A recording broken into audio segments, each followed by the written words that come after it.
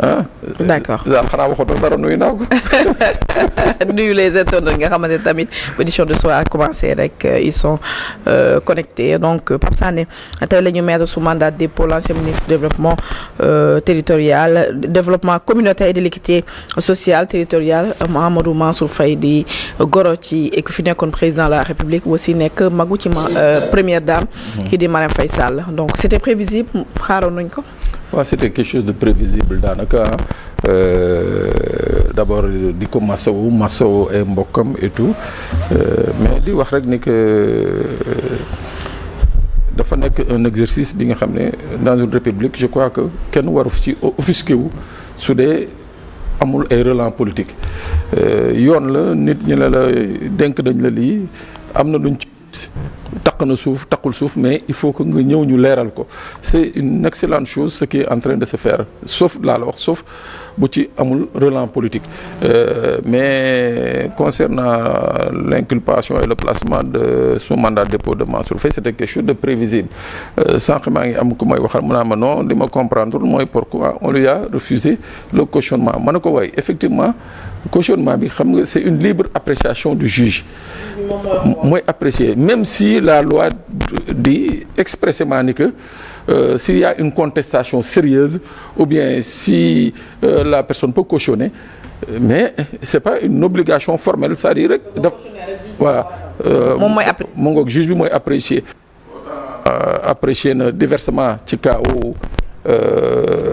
l'autre ministre Ndeye Saly Diop autant fii que voilà dafa war a placer ki nga xam ne mooy l'ancien ministre Mansour Faye sous mandat de dépôt. di fàttali ne aussi Moustapha Diop dafa cautionné woon juge bi da koo refusé. da koo refusé donc voilà mu bañ a nekk rek une image figée que c'est Mansour Faye c'est le beau-frère du président c'est non jàpp naa daal ni que Khady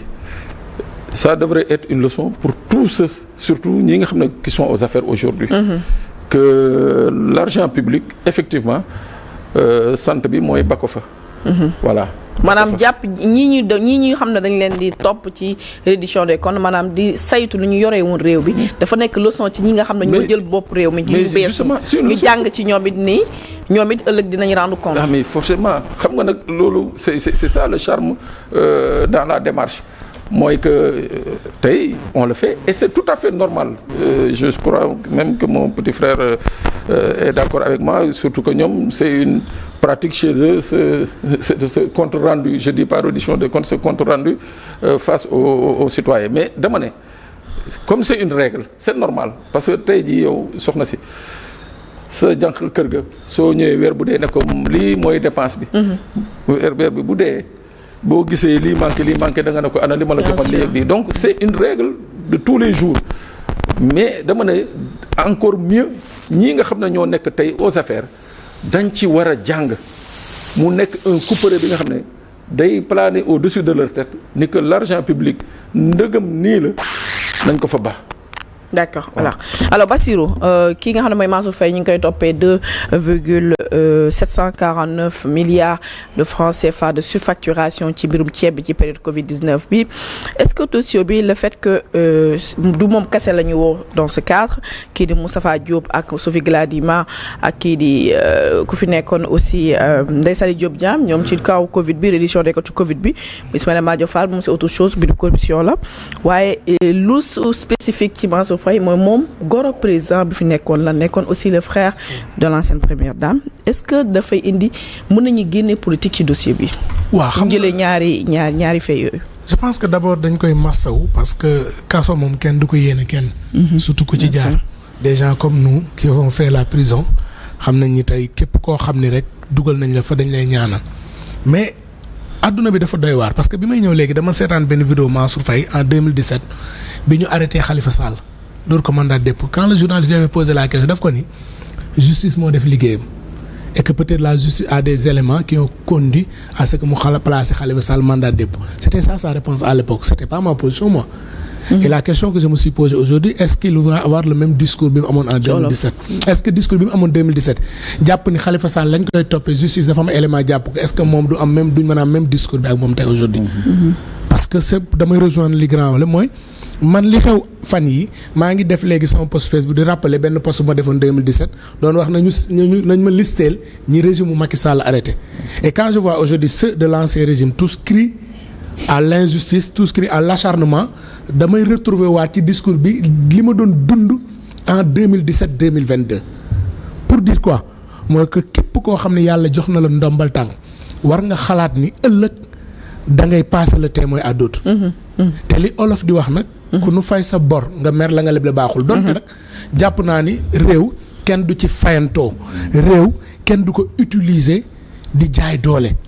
donc ce qui xew ci mbirum Covid bi je pense que ñun ñëpp man je vais être constant parce que dama bëgg bu ma génnee. li ma waxoon démb ñu tegalaat ma ko. je pense que quand le rapport est sorti à l'époque ñu wax ñu benn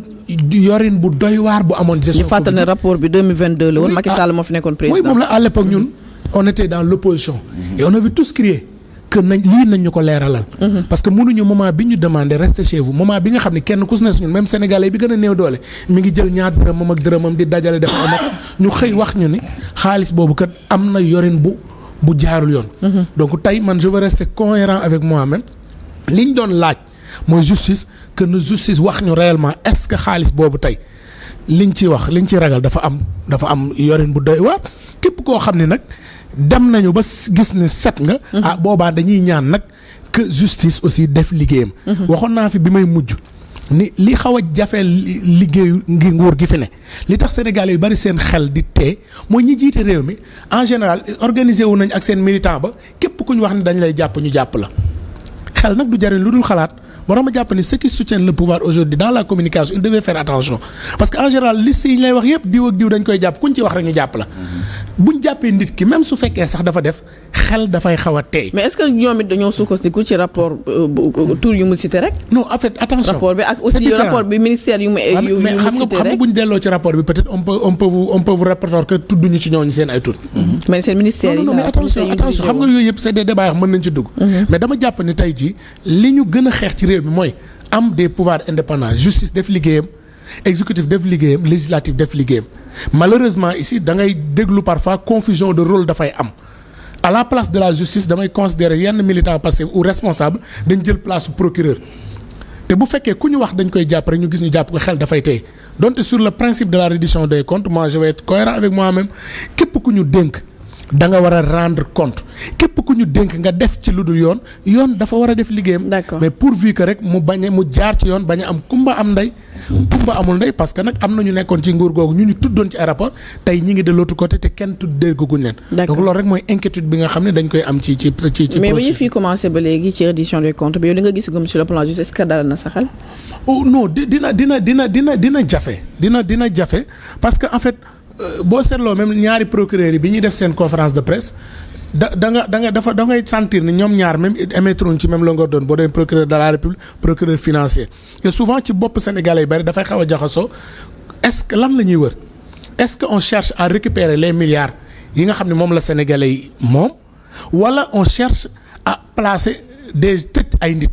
il faut ñu xam exactement qu'est-ce qu'on cherche et man dama gëm ni tey jii y a des erreurs que le régime passé a commis mooy topp ay nit à la place de retrouver de l'argent ñu jël xaalisu jàmbur utiliser ko ci ay commission rogatoire jël xaalisu jàmbur utiliser ko ci mobiliser la justice xaalis sénégalais à la fin gisuñu luñ ci jël loolu tamit je pense que ñi fi nekk war nañ ci mën a jàng dès l'instant pour man que am na possibilité récupérer xaalis sénégalais yi man je pense qu'il faudrait qu'on privilégie jëlaat xaalisu sénégalais yi que di topp ay nit comme si on a l'impression que dañ bëgg a humilier ñenn dañ leen bëgg a toroxal parce que yooyu c'est des choses yoo xam ne dans la forme ci ni ñuy doxale traque bi man à leur place dinaa xoolaat doxalin bi pour que sénégalais yi bañ a am sikki sàkk parce que xalaat yu ndaw yooyu ñuy xeeb moom mooy dem formé wu ba nekk bul boo xam ne ëllëg dina leen mën a sonal. D'accord, tout en respectant la présomption d'innocence. Absolument. Si je comprends bien ça veut dire que nit bu luubalee ay milliards bu ko cautionné mën nañ ko bàyyi. oui sans que delluwaat nañu xaalis bi rek. non c'est pas seulement caution mais c'est-à-dire xam nga la caution c'est effectivement un juge te dira que peut-être chaque juge mooy apprécier est-ce que dafay jël caution bi ou non mais xel ci dafay tee ci sénégalais bi bu ñu gisee ni kat Pape Sané joxe na xaalis jël nañ ko ñu gis ni Bass ñëw na joxe na xaalis laaluñu xaalisam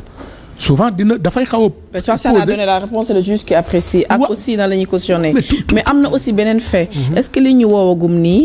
muy première vague bi on peut dire. mais ñi nga xam ne ils étaient au cœur. quand je dis ils étaient au cœur mooy par exemple le ministère de la santé. ba léegi est-ce que mën nañoo xaar ni ñoom aussi dañu bokk ci deuxième vague bi. ça aussi c'est des cas xam nga tu sais boo ma la tey la position que je peux avoir sur les cas Farba Ngom sur les Tahirou Sarr c'est différentes positions bu ma am sur Covid bi parce que dama ci am position de principe. mooy mënuñu sénégalais yi ñu des leen seen kër mënuñu tëj école yi empêcher ñu toute activité je me rappelle encore le khalife général des mourides mobilisé 200 millions teg ko ci. waa tey jii ñu xëy ñu yéen bi ñu leen di tëj seen kër yi xaalis bi ñu mobiliser woon ay nit jël nañ ko donc moo tax ma gëm ni il faut que les choses soient claires. D'accord. Parce que tey dama jàpp ne tey y a un processus dafa am circuit de prise de décision et que circuit boobu nag képp ku ci laal na yoon def liggéeyam. D'accord Touba aussi démb am na benn drame lu toll ci fukki nit ak benn ñàkk ci seen bakkan di fàttali le ministre Moussa Bala Fofana sax instant ñuy wax il est à Touba. te nee na